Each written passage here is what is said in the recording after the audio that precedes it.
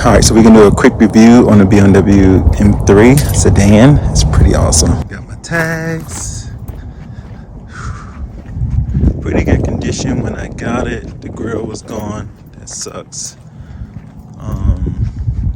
Have a few dents, not perfect, but a lot better than the other one that I had, the Hell Rock red one. So this is a good starter. Hopefully I'll be able to fix those dents with some paintless dent guy and repaint the wing and get some other cosmetic things done. But overall, I'm pretty stoked about it. Got some things I want to work on. Let's check it out. I even like this interior. It's kind of whitish gray interior. It's pretty dope. Looks very old school compared to the newer ones. I have a homeboy who has a new M4, and man, BMW has come a long ways with interiors. Alrighty, so cranks right up. It's pretty stock for the most part. I don't think there's any aftermarket parts on this. It's kind of hard to engage as far as the gears. I have to pump the clutch twice, but otherwise it's pretty good. The speakers are kind of a little whack. I'm used to the other Hell Rock one that had some things done to it, like a newer intake. It had better clutch, it had exhaust, it had cold air intake, and it actually felt a lot more zippier than this one. It also had lowering springs. But this one is how it was presented, stock, which I wanted. So I'm gonna have to just spend some money on getting those things done. Alrighty, so the things I really like about these cars is how analog they are. It's very mechanical. And I really think the M3 is the original sports car to me, especially given the age. At the time, I was 18 and this car came out. This was just nice, so very balanced. When I bought the Hell Rock red one, when I engaged first gear and got to the stop sign, I knew it was something special. And you know, it only has about 250 horsepower. I think around the same amount of torque. It's not a lot, but it feels like a lot because it keeps pulling. I mean, it just continues to pull. Like even if you're in fourth gear, I can just hit the gas and can be accelerating.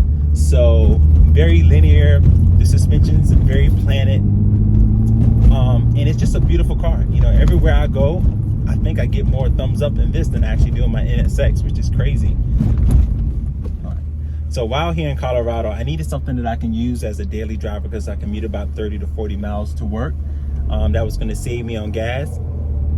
Unlike Linda, my GX4 70 is a gas guzzler. Now I like it when it snows, but I wanted something that can give me at least 75% of the feels and the acceleration and the sportiness, along with a lot of the convenience and just the practicality, you know, that the NSX doesn't give me. So I'm not tempted to drive the NSX all the times. And I can truly say this car really makes me feel special every time I drive it.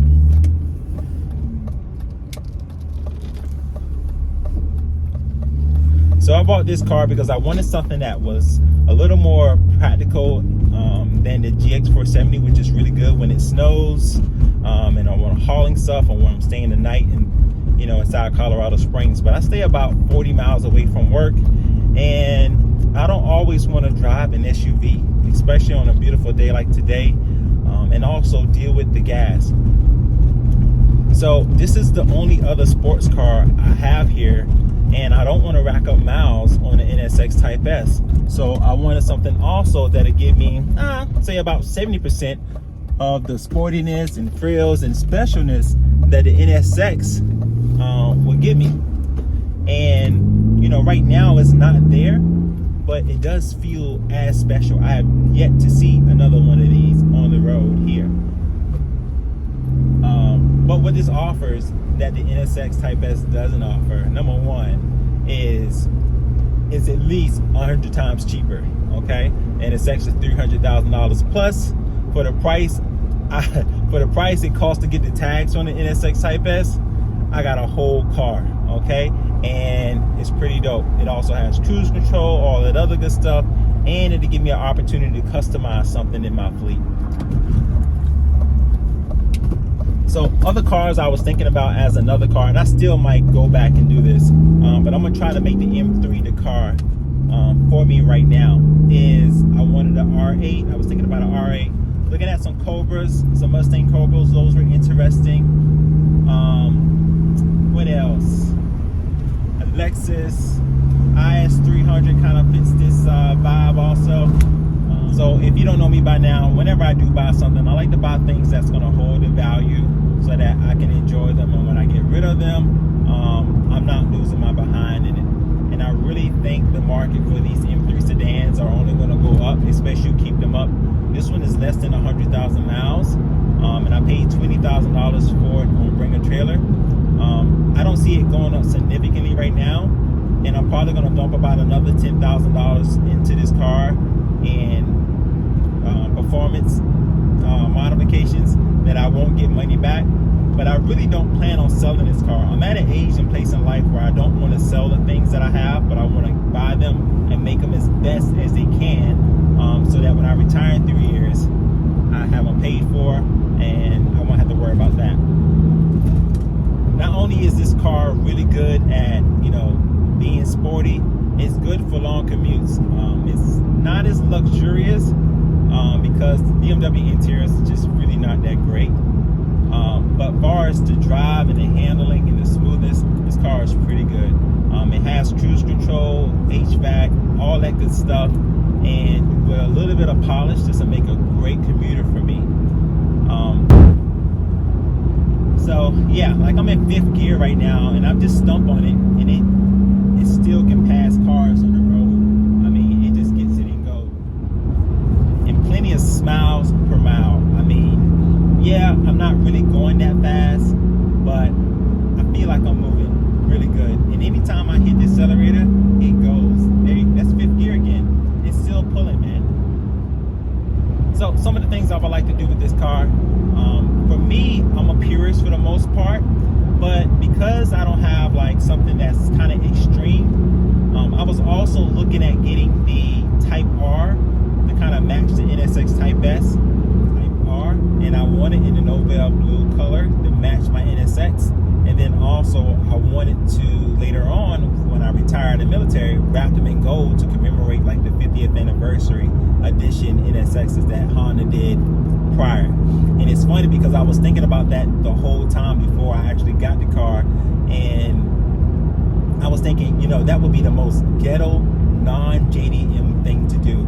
And I am so glad that Honda did that to kind of take the pressure and the guilt off me from doing something that's really ghetto and ostentatious. But I'm still going to do that. The problem was, when I was looking at cars, I had totally forgot about the Type R. I let a few slip out of my hands for a good price. And also the Type R's, the ones that I was looking for, they're $40,000, which is not that bad considering. And I also was waiting to see what came out next. I was wanting to see what the new Type R looked like. The new Type R is nice, but I want the older Type R, and I don't think they have it in my color. Now, the Integra Type S has got my attention. So what I'm thinking I'm going to do is wait to see what happens with the Integra Type S, to see if it comes out with a Novell blue one, and also see what the pricing is going to be like, and if they're going to have some crazy markup on these cars, because if so, that's gonna, I don't know, I really don't have the stomach for it. Anyways, I ended up getting this car because I was hanging out on Bring a Trailer, as I always do, and got stuck on this car and forgot about all the other cars that I was thinking about. And but this was a once in a lifetime opportunity for me. I haven't seen many Estoril Blue in this color with the manual. I mean, the right spec, the right mileage. The price was a little high. I paid about $20,000 for the car. Still had to spend $1,000 to get it shipped here, and it cost about $300 to get it registered with tags. But overall, I'm satisfied with it, and I'm kind of glad I didn't get the Type R, because if I got the Type R, it's going to be low mileage, and I didn't really want to drive it like that. But if I added the Type R now, it'd be okay. So I'm going to watch the prices on the Type R. I'm going to enjoy this car. I'm going to continue to build on this platform and continue to make it something very special to me, and also continue to share content with you guys. Anyways, like and subscribe. Tell me what you think about the car and what are some of the